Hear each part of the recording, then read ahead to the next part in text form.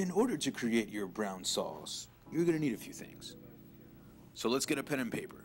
This is what you'll need: butter, flour, sauce pot, tomato product, brown stock, mirepoix, French for aromatic vegetables such as carrots, onions, celery, parsley stem, garlic, celery leaf, thyme leaf, bay leaf, and peppercorn, meat trim, bones, or scraps. All right, so I have my pot and my mirepoix, and I'm going to start the browning. So, and you can't just add flour. You have to bind it with butter. So I'm going to add what I call about 4 ounces of, maybe not quite 4 ounces of butter. It's probably more like 3. 3 ounces of butter will absorb 3 ounces of flour, and that'll be a roux. It'll be 6 ounces of roux. 3 ounces of flour, 3 ounces of butter is 6 ounces of roux. 6 ounces of roux will thicken a half gallon of sauce to about a light consistency, light to medium consistency. So there are rules, and as you get more experience, you'll see that. What I'm going to do, it should be browner. You can't see it anyway. So I'm going to bind it up with my flour, all right? That's what I'm going to do. Bind it up with my flour. Bind up my vegetables, bind up my meat, and I'll show you what it's going to look like once I get it all bound together. See, it's just kind of a ball. And, okay, you want to cook that a little bit, okay? Because the more you cook it, the less thickening power it has, because the starch actually shrinks, so it doesn't swell as much or absorb or gelatinize as much. Okay, now you don't want to burn your pan, okay? So don't cook it too much, because it's starch. Now it's thick, it will burn. I could start to deglaze a little bit, all right? So, to kind of lift up any fond I have, and that's also going to thicken up right away. So you do that very slowly, okay? And a stiff whisk or a sauce whisk would be the appropriate tool, okay? Now, starch doesn't thicken, or roux doesn't thicken until it reaches a boiling point. But you can see, I got a thick, gloppy mess. So you do this gradually so it doesn't lump, okay? It won't lump now because I have all the roux dissolved into the stock just by that first addition.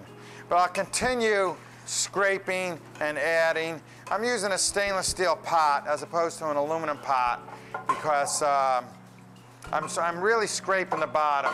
And you don't want to scrape up the aluminum. It's a softer metal. It'll come out into your food. It's probably not good for you. So you don't really want to scrape that hard. But a stainless steel pot, I could scrape the fond off the bottom, scrape it into the sauce, and that kind of thing. The roux actually lightens your sauce a little bit. I'm starting to play with my color. And I'm going to add a little bit of the tomato product, as I did originally when I was making the stock. That'll help darken it. But again, I didn't get the roux dark like I wanted to get it because, for time's sakes. And so what's happening here is I'm bringing this up to a boil. And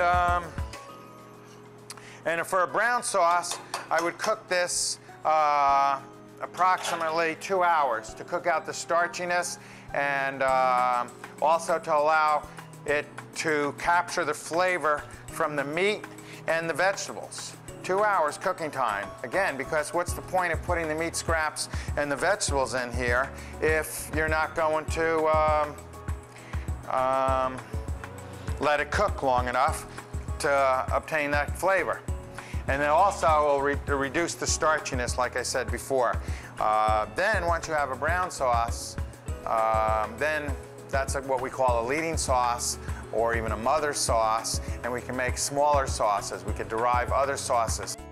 So, you don't know the actual thickness of this until it comes up to a boil, which will be shortly. I will add my aromatic vegetables, my bouquet garni, which is my really more aromatic, my bay leaf, my celery leaves, and my parsley leaves, and stem. Stem is fine. Okay, we'll bring that up to a boil, and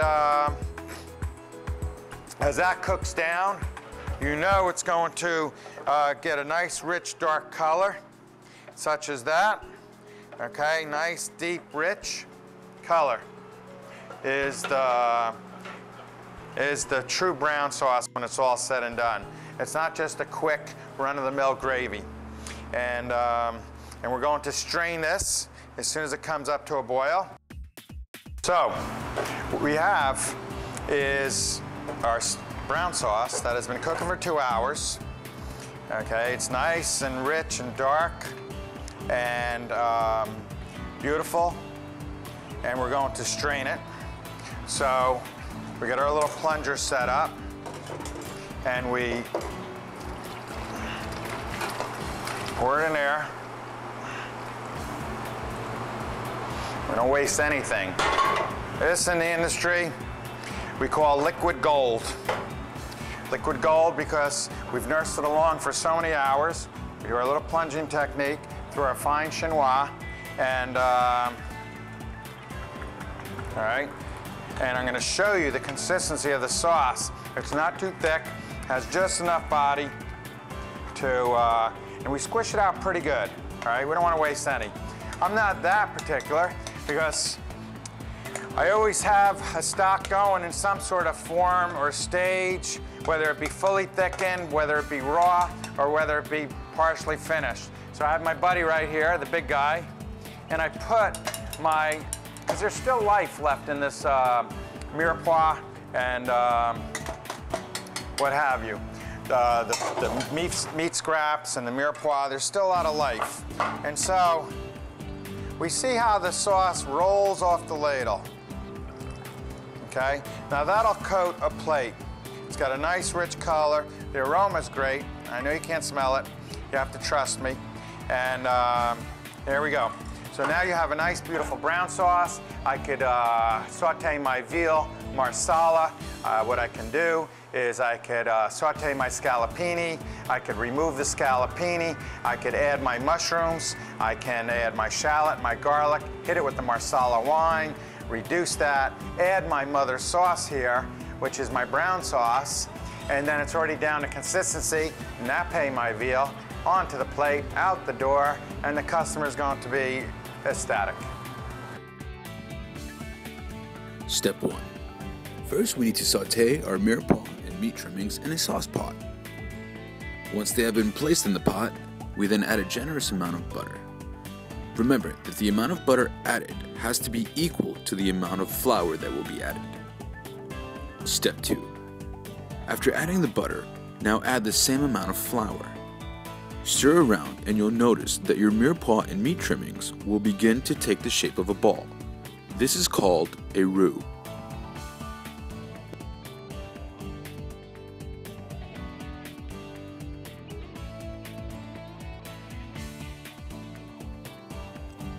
Step 3.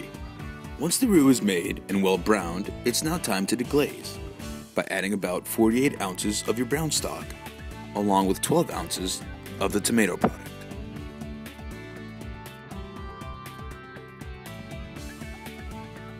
Step 4. Bring to a boil while stirring. Make sure the sauce is in the thin side to allow for reduction.